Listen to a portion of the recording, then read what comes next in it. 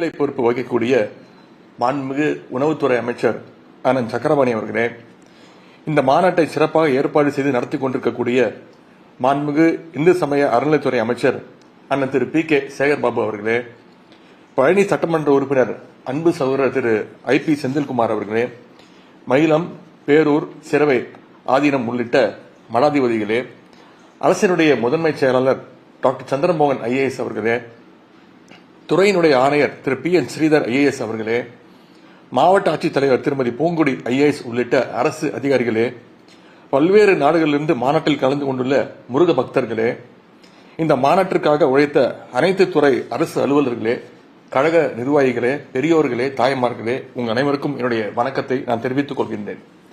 தமிழ்நாடு அரசின் இந்து சமய அறநிலைத்துறை சார்பாக நடத்தப்படுகின்ற அனைத்துலக முத்தமிழ் முருகன் மாநாட்டினை நம்முடைய மாண்பு முதலமைச்சர் அவர்கள் நேற்று தொடங்கி வைத்தார்கள். காணொலி காட்சி மூலமாக இந்த மாநாட்டில் பங்கேற்று பேசுவதில் நான் மிகுந்த மகிழ்ச்சி அடைகின்றேன், பெருமை அடைகின்றேன்.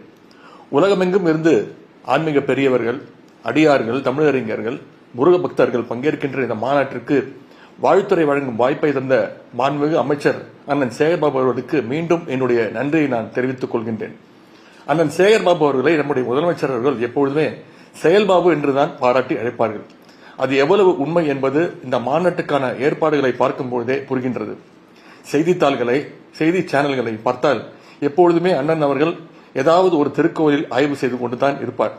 நம்முடைய முதலமைச்சர் அவர்கள் கூறியது போல கோவிலில் தான் அவர் குடியிருப்பார் என்று சொல்கின்ற அளவுக்கு அவருடைய பணி சிறந்து விளங்குகின்றது.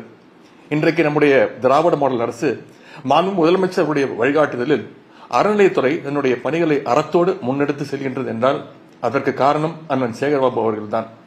நாத்திக தோட்டத்தில் பூத்த ஆத்திக மலராக அண்ணன் சேகர்பாபு அவர்கள், செயல்பாபு அவர்கள் மனம் வீசிக் கொண்டிருக்கிறார்.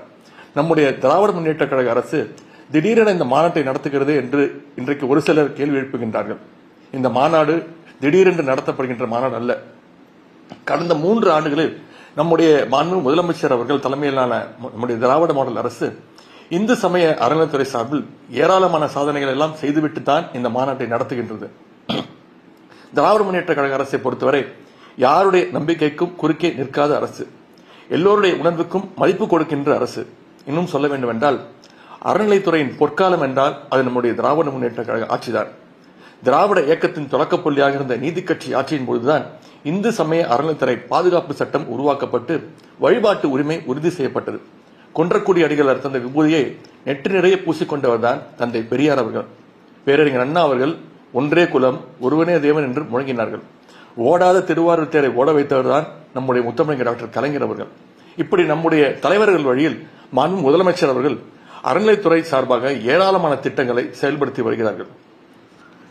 திராவிட மாடல் அரசு அமைந்த இந்த 3 ஆண்டுகளில் மட்டும் 1400க்கும் அதிகமான கோவில்களுக்கு குடமுழுக்கு செய்து வைத்ததுதான் நம்முடைய மாண்பு முதலமைச்சர் அவர்கள். 5600 கோடி ரூபாய் மதிப்பிலான 6000 ஏக்கர் கோயில் நிலங்கள் மீட்கப்பட்டுள்ளன.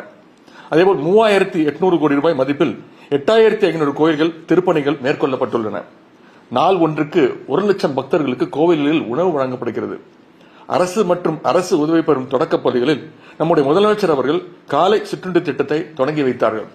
இன்றைக்கு நாட்டிற்கே முன்மாதிரியாக பழனி முருகன் கோவில் கட்டுப்பாட்டில் உள்ள கல்லூரியில் பயிலும் 4000 மாணவர்களுக்கு காலை உணவு வழங்கப்பட்டு வருகின்றது.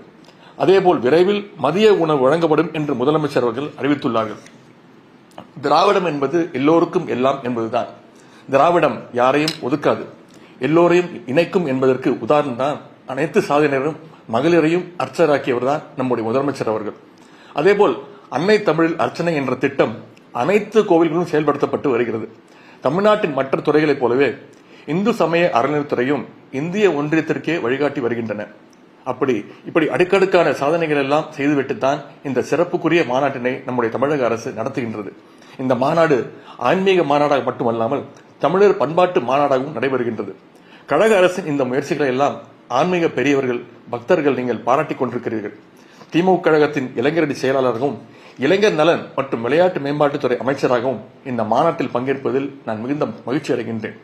ஆன்மீகத்தை எல்லோருக்கும் உடையதாக ஆக்குகின்ற வகையில் நடைபெறும் அனைத்துலக முத்தமிழ் முருகன் மாநாடு வரலாற்றில் என்றென்றுக்கும் நிலைத்திருக்கப் போவது உறுதி. இந்த மாநாட்டை சிறப்பாக ஏற்பாடு செய்துள்ள இந்து சமய அறநிலைத்துறைக்கு என்னுடைய வாழ்த்துக்களை நான் மீண்டும் தெரிவித்துக் கொள்கின்றேன். இந்த வாய்ப்புக்கு நன்றி கூறி விடைபெறுகின்றேன். நன்றி, வணக்கம்.